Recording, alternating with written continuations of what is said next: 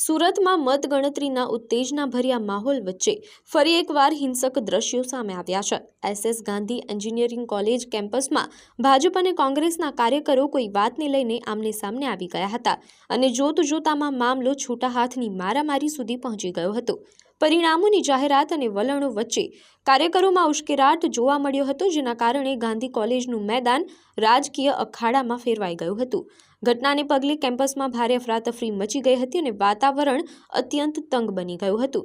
જો કે ત્યાં તૈનાત પોલીસ કાફલાએ તાત્કાલિક એક્શન લઈને બંને પક્ષના કાર્યકરોને અલગ કર્યા હતા અને મામલો શાંત પાડ્યો હતો।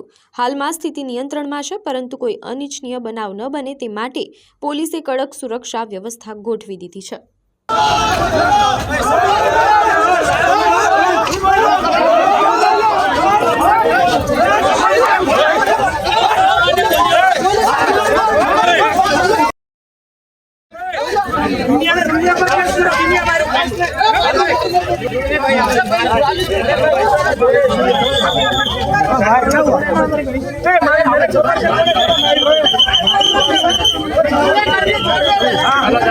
બધા